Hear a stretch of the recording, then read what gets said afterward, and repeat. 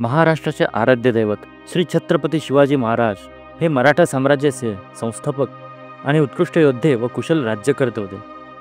त्यांनी रायगडावर राज्याभिषेक करून स्वतंत्र हिंदवी स्वराज्याची स्थापना केली. त्यांच्या कारकिर्दीत त्यांनी अनेक भक्कम किल्ले बांधले आणि जिंकले, ज्यामध्ये रायगड, प्रतापगड, शिवनेरी, तोरणा आणि सिंहगड यांचा समावेश आहे. हे किल्ले केवळ संरक्षणासाठी नव्हे तर प्रशासन आणि युद्धनीतीसाठी महत्त्वाचे होते. शिवाजी महाराजांच्या गडांनी मराठा साम्राज्याच्या सामर्थ्यात मोठी भूमिका बजावली आणि आजही ते महाराष्ट्राच्या गौरवशाली इतिहासाची साक्ष देतात. आज आपण अशाच गडांपैकी एका गडावर जाणार आहोत, ज्याचे नाव आहे सरसगड. रायगड जिल्ह्यातील सुधागड तालुक्यात पाली गावाला अगदी लागून असलेला डोंगर म्हणजे सरसगड. आज आपण गडावर चाललो आहोत. हा ट्रेक कसा आहे आणि आपण हा ट्रेक करू शकतो का नाही हे आपण या व्हिडिओमध्ये बघणार आहोत. ह्या गडाचा ऐतिहासिक वारसा, शिवाजी महाराजांची आठवण, हे सगळं आपण या ब्लॉगमध्ये अनुभवणार आहोत. त्यामुळे व्हिडिओ शेवटपर्यंत नक्की बघा, कारण की ह्याच्यामध्ये खूप खतरनाक एक्सपिरियन्स आपल्याला भेटणार आहेत. चला तर मग सुरू करूया हा ऐतिहासिक प्रवास. पाली रवैजे रोडला बाईक पार्क करून आम्ही लगेचच ट्रेकला सुरुवात केली. रस्त्यालगतच छोटीशी वाट आहे जी सरसगडला जाते आणि समोरच आपल्याला गडाविषयी माहिती असणारा फलक दिसतो. नमस्कार मित्रांनो, स्वागत आहे तुम्हा सर्वांचं आपल्या नवीन व्हिडिओमध्ये. जसं की तुम्ही बघताय आम्ही चाललोय. माझ्यासोबत आहे हा माझा मित्र भानुदास. तुम्ही बहुतेक व्हिडिओमध्ये याला बघितलं असेल. तर आपण कुठे चाललोय?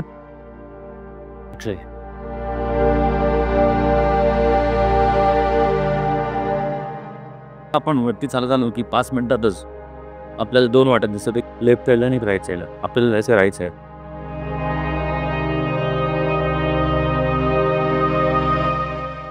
गेल्या वर्षभरातील हा माझा पहिला ट्रेक होता. चांगले व्ह्यूज बघण्यासाठी आणि ट्रेक करताना जास्त दमथक न व्हावी यासाठी सकाळी ट्रेक चालू केला. अगदी 10 मिनिटातच आम्ही ट्रेकच्या एका ठीकठाक उंचीवर जाऊन पोहोचलो.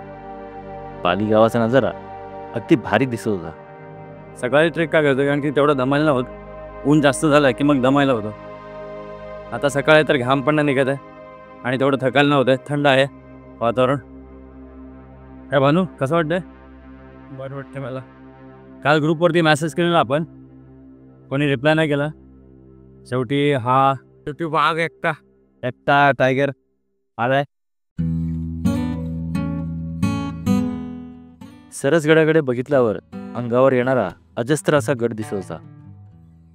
तर मित्रांनो, जवळपास 10 मिनिटाच्या चढाईनंतर आम्ही इथे येऊन पोचलो आणि आपल्याला समोर दिसतोय सरसगड. चला जास्त वेळ नाही घालवतो, आपण आता जाऊया. सरसगडच्या मागच्या बाजूला सुद्धा हे काही डोंगर आहेत छोटे.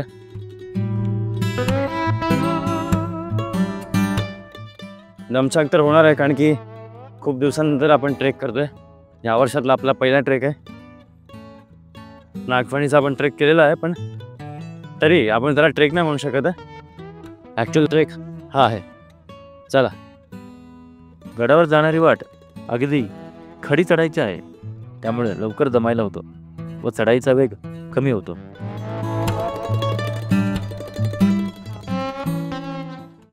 सह्याद्रीचा सिंह गर्जतो, शिवशंभू राजा, दरी दरीतून नाद उमटला महाराष्ट्र माझा.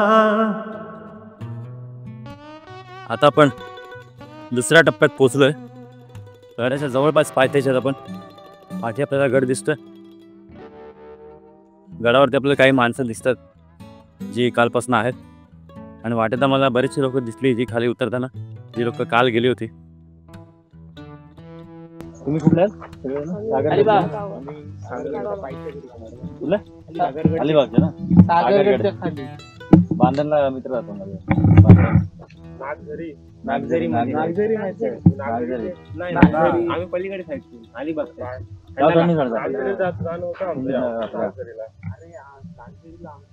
जाधव काजल जाधव ती माझ्या भावाला दिली बारके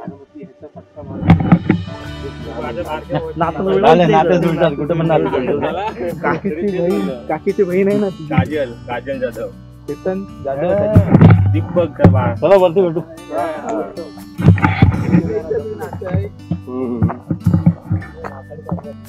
तालुक्यातली माणसं भेटले लगेच ओळखतात अरे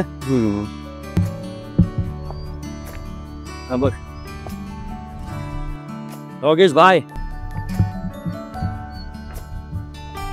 पाणी पाहिजे का तुला काय?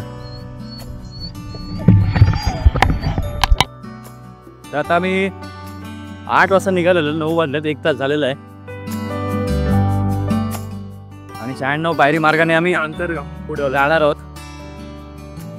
ॲक्च्युली हा पाठीमागचा दरवाजा आहे, पाली दरवाजा.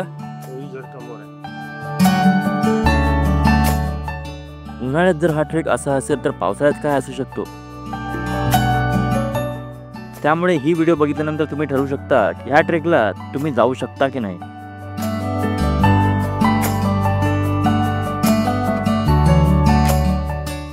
एक्झॅक्ट 9 वाजलेले आहेत आत्ता आणि आत्ता आम्हाला पायरी मार्ग सुरू होणार आहे. हे बघा आम्ही पोचलोय गाड्याच्या बरोबर इथेच आणि खाली आपल्याला दिसतोय पालीगाव. खूप दिवसांनी ट्रेक करतोय, जरा नाही थोडंसं जास्तच दमायला होतं.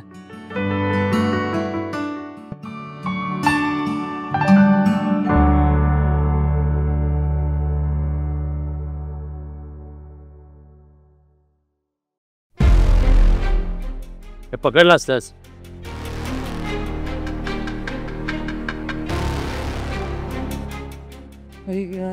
अरे हे घे बाळा, अरे पण मला पाय नाही असतेच.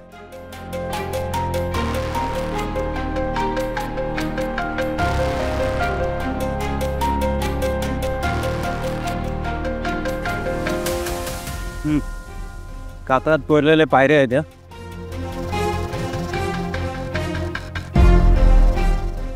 चला जायचं का?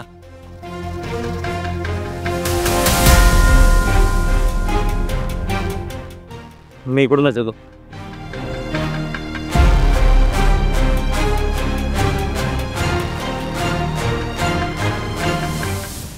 सरसगडावर जाण्याचा हा टप्पा खूपच धोकादायक आहे. त्याच्यामुळे इथे तुम्हाला एक एक पाऊल सांभाळून टाकावं लागतं.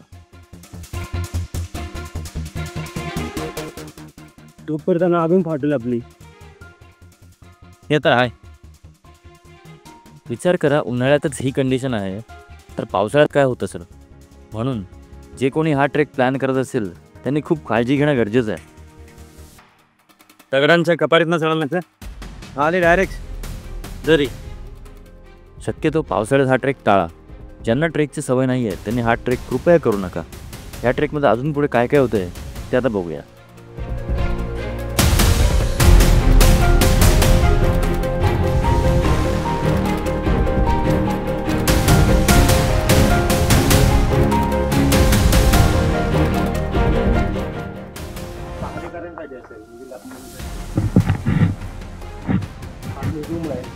हो कातळ कोरी गुरा तर कसं चालू आहे तो तुला पॅस चालू करू मोबाईलला.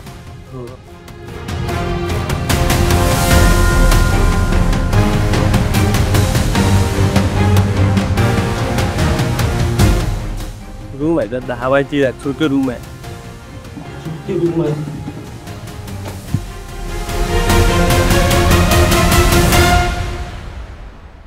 गडावर यायसाठी आपल्याला दिसते 2-3 वाटा आहेत. त्यातली ही एक वाट दिसते ती, आणि आम्ही जिथून आलो ती ही वाट आहे. आणि आत्ता खरा थरार चालू होणार आहे कारण की इथून चालू होत आहेत 96 पायऱ्या. 96 पायरी मार्ग म्हणजे इथे असलेल्या एकूण 96 पायऱ्या. आणि इथे असलेल्या 1 ते 1.5 फुटांच्या ह्या पायऱ्या आपल्या पायांची चांगलीच परीक्षा घेतात. पायऱ्या चढताना दम लागला असेल तर थोडा तिथेच थांबा आणि त्यानंतर परत सुरुवात करा.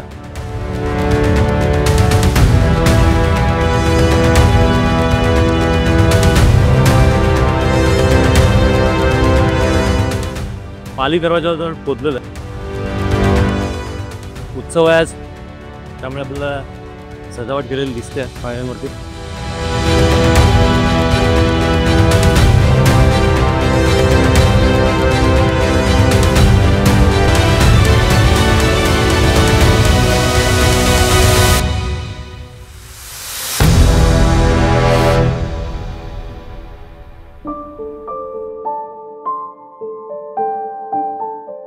आज शिवजयंती असल्यामुळे गडावरती पुन्हा सजावट करण्यात आली होती.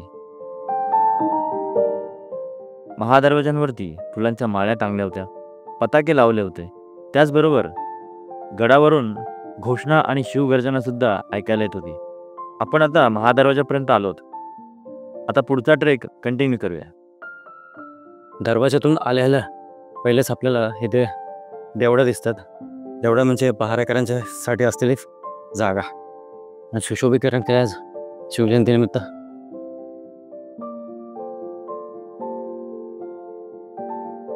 गडावर जर पोहोचलो आपण, आता आपल्याला जायचं बाले किल्ल्यावर. आणि इथे या गडाबद्दलची माहिती आपल्याला दिसते. सरस गडावरती काय काय आपल्याला बघायला भेटू शकतं त्याचा हा नकाशा. आपल्याला तिकडे पण जायचं आहे, नंतर जाऊ. पहिले आता बाले किल्ल्यावर जाऊ, कारण की कार्यक्रम सुरू झाला असेल. 10 वाजता मूर्तीपूजा होती.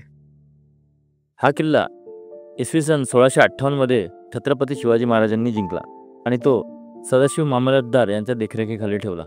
हा गड महाराजांच्या कोकणातील मार्गांचे संरक्षण करणाऱ्या गडांपैकी एक होता. राजांनी येथे एक मजबूत तटबंदी बांधली आणि इथे गस्त ठेवण्यासाठी मावळ्यांची तुकडी तैनात केली होती. पेशव्यांच्या काळात आणि इंग्रजांच्या आक्रमणानंतर या गडाची लक्षणीय घसरण झाली. मात्र आजही हा गड आपल्या भव्यतेने इतिहास सांगतो.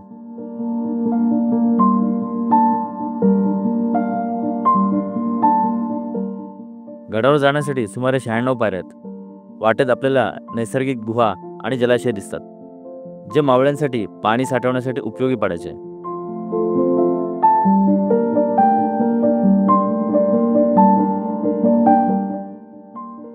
इथं आपल्याला विरगळ दिसतं. विरगळ क्षेत्रामध्ये हा विरगळी असं लावलेला माहित नाही कोणाचं ते.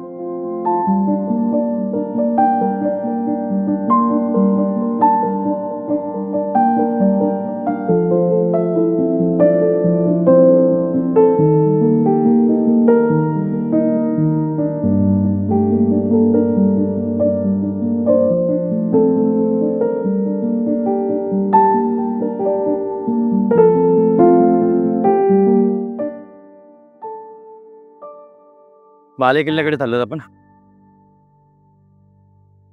ॲक्च्युली मी पाली दरवाजाकडनं आलेलो. पाली दरवाजा इथून येतोय आणि थोडं खाली गेलेलो बघायला. आवाज येत होता म्हणून स्पीकरचा. चला वरती जाऊया.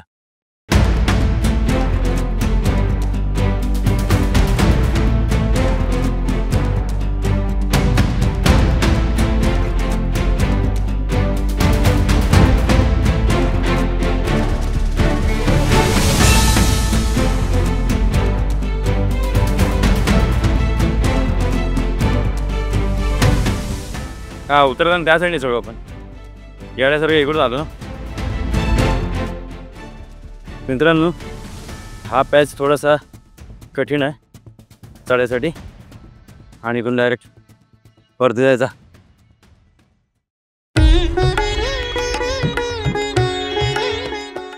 सुमारे 1.5 ते 2 तासाच्या ट्रेकिंग नंतर आपण येऊन पोचलो बाले किल्ल्यावर.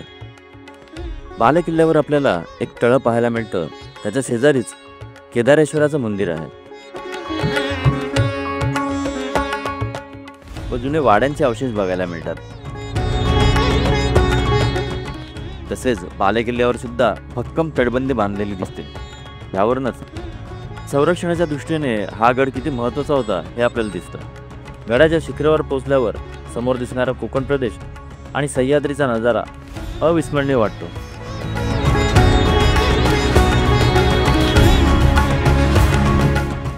चला आता जाऊया केदारेश्वरचं दर्शन घ्यायला. केदारेश्वरचं मंदिर आहे इथे. जाऊन दर्शन घेऊया आपण आता.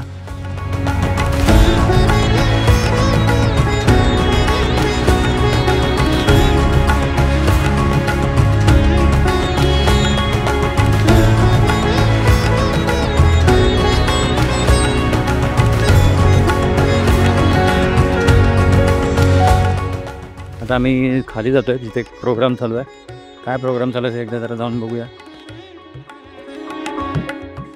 इथे आपल्याला बुरुज दिसतोय आणि आम्ही मगाशी इथनं आलो. ॲक्च्युली इथे व्यवस्थित पायऱ्या असतील, पण ते काय काळानुसार सगळ्या ज्या पायऱ्या आहेत त्या नष्ट झालेल्या आहेत. तिथून गडावर जो शिवजयंतीचा कार्यक्रम चालू होता त्याच्यात आणि आमच्यात चुकामुक झाली. आम्ही थेट बालेकिल्ल्यावर आलो आणि पालखीचा सोहळा महादरवाजाजवळ चालू होता. मग काय, आम्ही परत महादरवाजाकडे जायचा निर्णय घेतला पालखीसाठी, कारण की अजून 2 तास लागणार होते पालखी बालेकिल्ल्यावर यायला.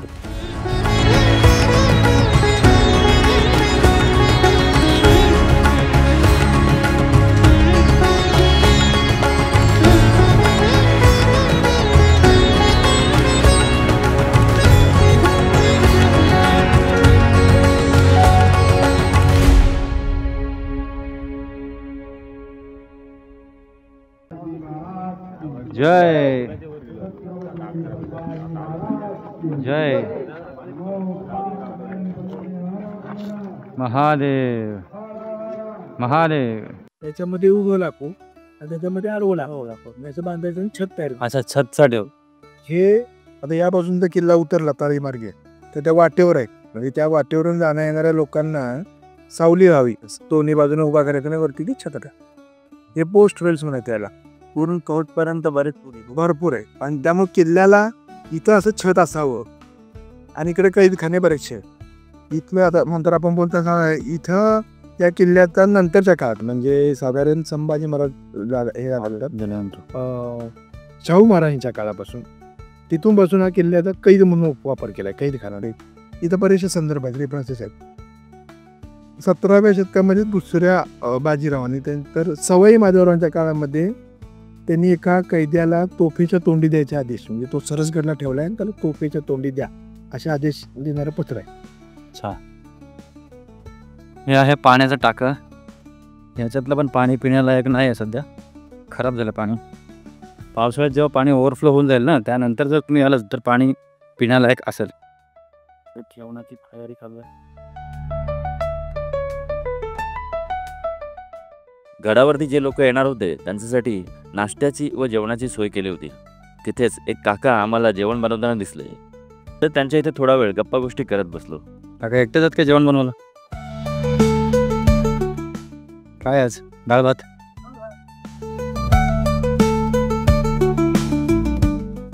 पहिल्यांदा हे गडावर की नेहमी असतं शिवजयंतीला? पण आमचे काम असताना नेहमी नाही. हां, हो काय? हां, राहायला काही टेन्शन नाही. रात्री वस्तीला काय नाही प्रॉब्लेम. इकडे रूम पण आहे. छत्रपती शिवाजी महाराजांनी बांधलेले गडकोट हे केवळ संरक्षणासाठी आपण लक्षात नाही ठेवत, तर ते कलात्मकता, विज्ञान, युद्धतंत्र आणि अपार मेहनतीचे प्रतीक आहेत. प्रत्येक गडाच्या बांधकामामागे शिवकालीन वास्तुकला, भूगोल आणि रणनीतीचा सखोल विचार केला गेला होता. बहुतांश किल्ले डोंगर माथ्यावर, समुद्रकिनारी किंवा गडदुर्गांच्या साखळीत बांधले गेले होते. प्रत्येक गडाचा भूगोल त्याच्या संरचनेत वापरला गेला, जसे की राजगडाचा दुहेरी तटबंदीचा वापर, रायगडचा कठीण चढाई मार्ग किंवा या सरसगडाचा कोकणातील मार्गावर लक्ष ठेवण्यासाठी केला गेलेला वापर. मोठ्या दुहेरी आणि तिहेरी तटबंद्या शत्रूला सहज आत प्रवेश करता येऊ नये यासाठी बनवल्या गेल्या. दरवाजांची रचना अशी असे की शत्रू थेट गडावर धडकू नये. मुख्य दरवाजे थेट न दिसणाऱ्या वळणावर बांधले जायचे. आपल्याला प्रत्येक गडावर ही रचना दिसून येते. काही गडांवर गणेश दरवाजा, दिंडी दरवाजा, महादरवाजा यांसारखी भक्कम दरवाजांची यंत्रणा होती. दिंडी दरवाजा हा अनेक गडांवरती एक छोटा आणि गुप्त प्रवेशद्वार होता. तो मुख्यतः काही विशिष्ट उद्देशांसाठी वापरण्यात यायचा आणि महादरवाजालगतच दिंडी दरवाजा असायचा.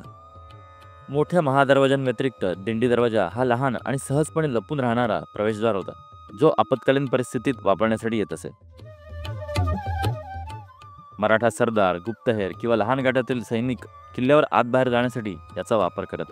असे काही ऐतिहासिक उल्लेख आहेत की काही गडांवरील दिंडी दरवाजे महाराणींना, राजपरिवारातील स्त्रियांना किंवा विशिष्ट मान्यवरांना सोयीस्कर प्रवेश देण्यासाठी वापरण्यात येत होते. पण हा वापर प्रत्येक किल्ल्यावर समान होता असे नाही. मोठ्या दरवाजांपेक्षा हा दरवाजा सहज उघडता बंद करता यायचा, त्यामुळे रोजच्या छोट्या हालचालींसाठी याचा उपयोग झाला असावा. आता सध्या पुरता ही वाट जी आहे ती आता कोणी येत नाही आहे. या दरवाजाने. गडांवर मोठ्या प्रमाणात कोरीव तलाव, बारमाही टाकी आणि पाण्याच्या विहिरी खोदल्या जातात. सरसगडावर सुद्धा 10 पाण्याचे टाके आपल्याला दिसून येतात. हे सरसगडाच्या बुंध्यामध्ये आपल्याला दिसून येतात.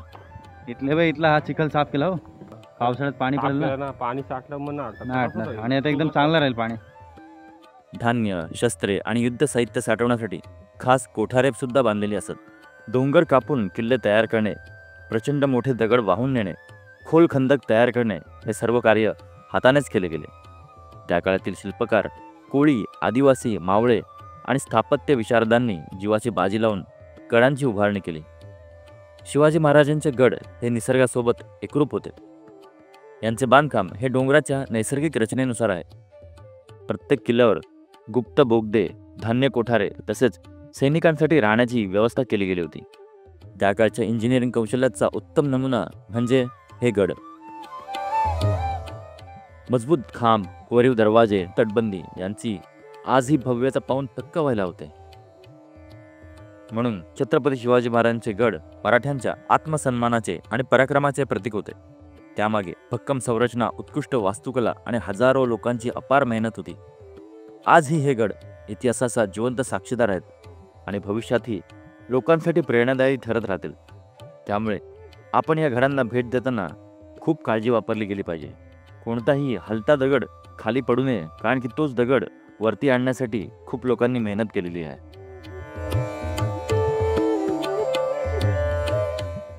तर मित्रांनो, आत्ता झालं कसं आमचा उलटा झाला सगळा प्रवास.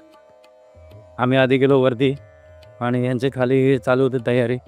त्यानंतर आता त्यांनी पालखी फिरवली, गडाला एक फेरा मारला आणि आत्ता ते वरती जाणार. तेवढ्या वेळात आम्ही वरती जाऊन खाली आलो परत. आता आपण परत अख्खा गड फिरलेला. पायऱ्या कशात माहिती आहे काय? मोठ्या मोठ्या पायऱ्या आहेत, 1-1 फुटाच्या. चला आता मी पण खाली उतरतो आणि मोबाईल ठेवतो आतमध्ये. तर मित्रांनो, आत्ता जवळपास वाजलेले आहेत दीड ते 2 तास टाईम झाला आहे आणि आम्ही आलेलो गड उतारा झालेलो. तर व्हिडिओ तुम्हाला कशी वाटली आणि आपले ड्रोन शॉट कसे वाटले त्याबद्दल कॉमेंट करून नक्की सांगा. आणि व्हिडिओ आवडले असेल तर तुमच्या फ्रेंड्स, फॅमिली आणि तुमच्या मित्रमंडळी, नातेवाईकांपर्यंत शेअर करा. चला भेटू आपण पुन्हा एका नवीन व्हिडिओमध्ये.